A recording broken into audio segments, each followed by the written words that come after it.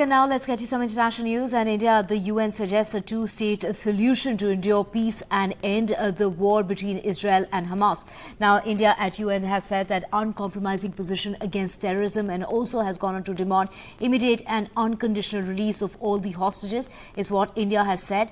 India has a long-standing and uncompromising position against terrorism in all its forms and its manifestations. Let's listen in. India is committed to support a two-state solution where the Palestinian people are able to live freely in an independent country within secure borders with due regard to the security needs of Israel. In closing, Mr. President, and in order to arrive at a lasting solution, we urge for an immediate de-escalation and eschewing of violence, the release of all hostages, avoiding provocative and escalatory actions, and to work towards creating conditions for an early resumption of direct peace negotiations.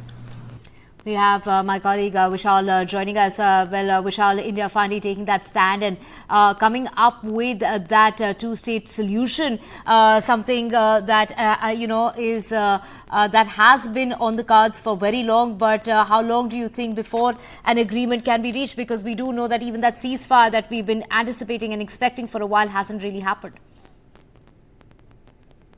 So, Divya, those ceasefire talks are ongoing in Cairo as we speak. But, Israel has not sent its delegation to Cairo. Hamas and Egypt, Qatar, they're all there. Even the mediators are there. They are discussing for days to reach a solution. But Israel has not sent its delegation. They are waiting on some response from Hamas. They want the list of, all the hostages that are still alive. The Hamas is not ready to release that list. So there's some kind of quandary there. So that's what it means right now as far as the deal is concerned, the ceasefire deal is concerned. But when it comes to India, it's a really strongly worded statement. India has said that it's deeply troubled by whatever is going on in the war. And the fact that so many women and children have been killed, that's simply unacceptable. Those were the words of Ruchira Kamboj. So it's a really strongly worded statement. It can be recalled that in December, India had voted in favor of a UN General Assembly resolution that had called for a ceasefire.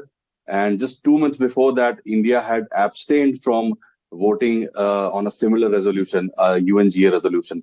So India has changed its stance in the last few months. Now, India is striking a balance when it comes to the whole situation. On one hand, it has condemned Hamas for its terrorist activities. On the other hand, it has also said that the ceasefire needs to take into account the fact that Israel also needs to maintain its security. So those were some of the statements of India, and the situation is yet to be, reach a stable ground as far as the ceasefire deal is concerned.